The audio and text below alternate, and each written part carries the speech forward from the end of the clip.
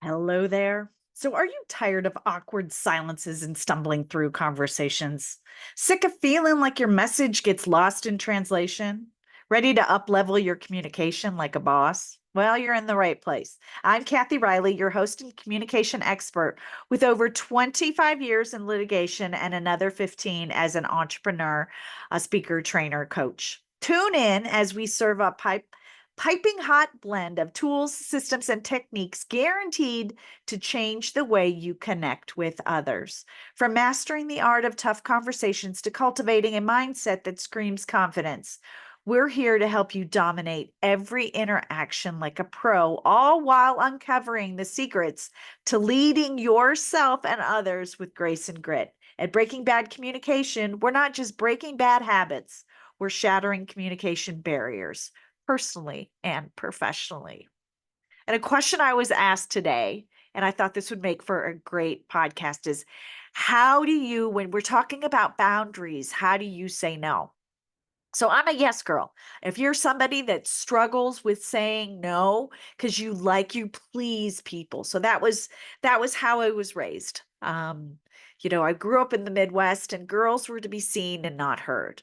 We were told often that we need to just sit down, be quiet, do the dishes, cook the meal, all of that. I was to be in the kitchen, not hanging out with everybody. That's just the way I grew up. That's what I was told time and time again. Don't stir the pot. Don't make a mess. Don't say anything. Just sit down and be quiet. And that led, so like the truth is, I lost my mom in 2017. And that was a defining moment in my life. It was rough because what I say about how we were raised, how I was raised, how she was raised was to stay quiet. She literally, for a month, didn't leave the house.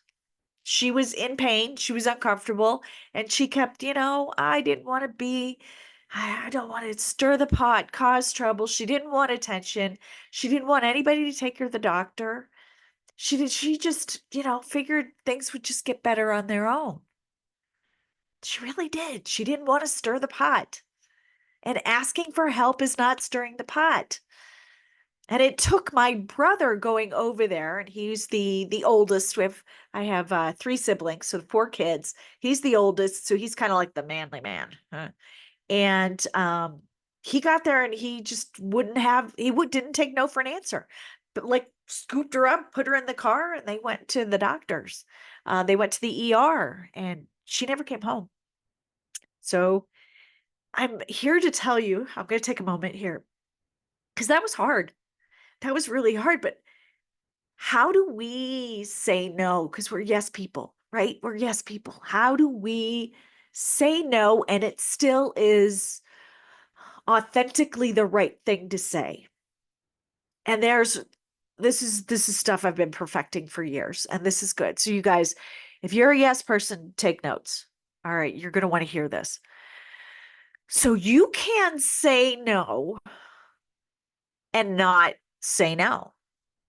First of all, you can say no and it's a complete sentence. So if you've got the gumption and something doesn't sit with you, say no. But if a situation is presented, somebody's asking you for something, they want you to get involved. It's a task that they need to have, and I've been asked to serve on boards. Right, I'm a go-getter. I'm somebody that likes to get involved, and when I'm passionate about something, I will help. But then I'm always asked to step up and lead. And I've learned that you can say no without saying no for things like, well, thank you so much for the opportunity to sit on your board. Like, I'm not sure what does that look like and what do you need from me? And then I've had the conversation and it's like, well, you know what? I always say thank you. I really do. When somebody asks something of me, they clearly are seeing the value that I bring. So I'm like, I'm really honored. Thank you so much for thinking of me. That's so awesome. What I have going on right now, so I have my priorities. Now you could explain your priorities, or you could just say, with what I've got going on right now, this doesn't fit in, but this is what I can do. And I can help with this, and I can do that.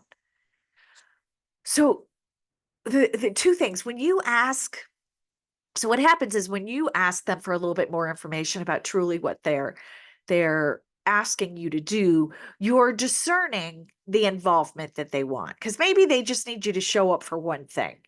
And can you or can't you do that? So gain the certainty of what are they asking you, the clarity. What are they asking of you? What is this project? What is this event? What is the to do, this task? And once you are listening to them, really listen and process the information that they want. And then as you're thinking about that, does it fit in with your priorities? What are your top 3 priorities for the next quarter, for the next week, month, whatever it is? And does this fit in?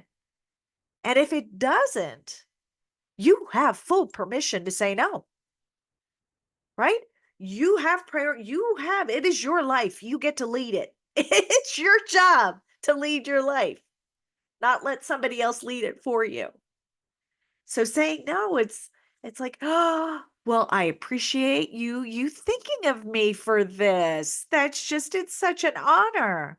So tell me again, what were you looking at? And when you get when you have to say no, sit there and say, well, what are some of the other things that you might need help? This is not working for me, but I do have a little bit of time, or I'm very passionate about your cause, or I want to see this project come to a conclusion.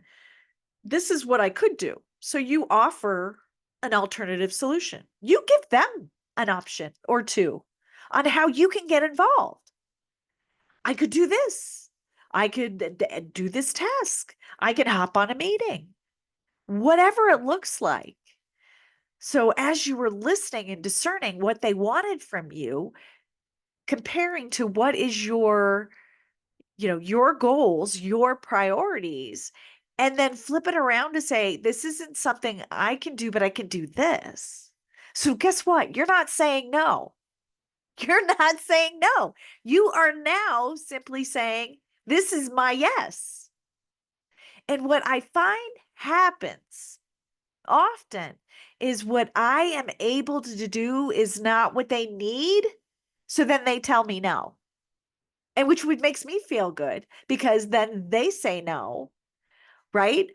And I'm checked off. I feel good because I offered to support in a way that was in alignment with everything that I have going on personally. And they say no. That feels pretty good. I'm telling you, once you start practicing the asking questions, understanding what is being asked of you, you're able to create boundaries because you're not saying no. You're saying, well, this is what I could do instead. And sometimes they're like, okay, great.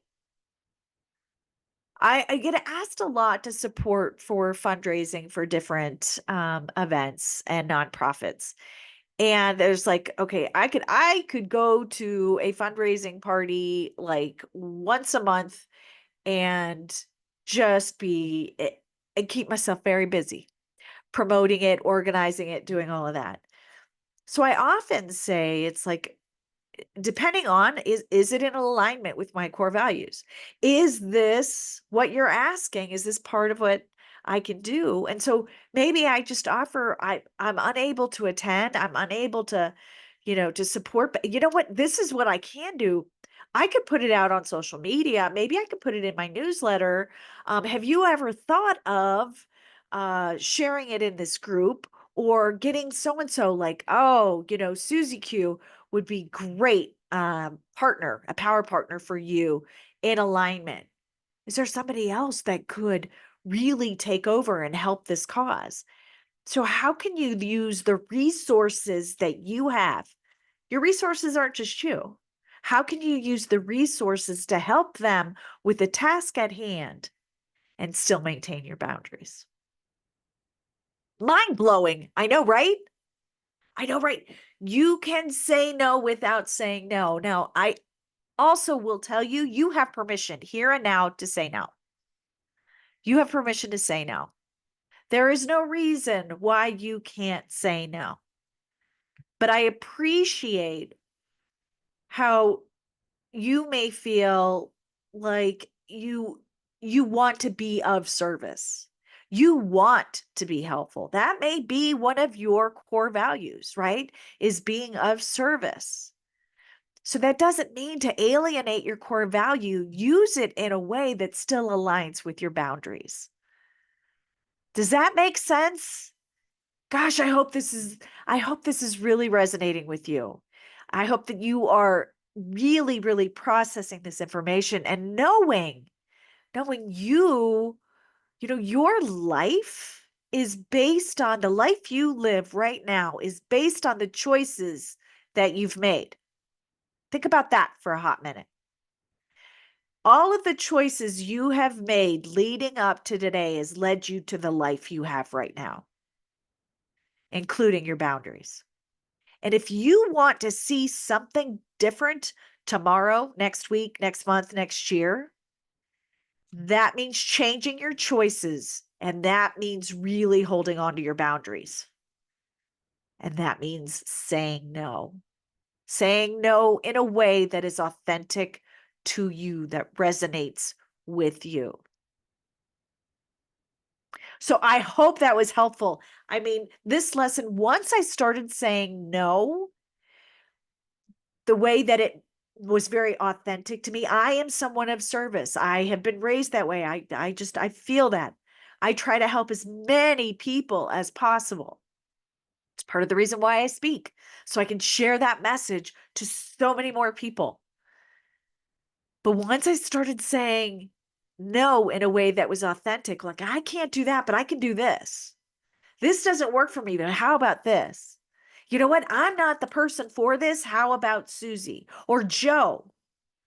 Right? Learning to use my resources to help you, the person on the other side of this conversation, achieve your goal. That makes me feel good. That makes me feel good. So that is a wrap for today's episode of Breaking Bad Communication. Thank you. I truly thank you for tuning in and being a part of this. You know, before we sign off, if there's something that was talked about today that resonates with you, or resonates, you think it's something somebody needs to hear this, please share. Please subscribe for one. Don't forget that. But please share this with somebody who you think needs to know, how do you say no? How do you say no? And as you head back into the world, remember every conversation is your chance to shape your life and the lives of others, whether it's a tough talk or casual chat. Be clear, be intentional, and listen like it matters, because it really does.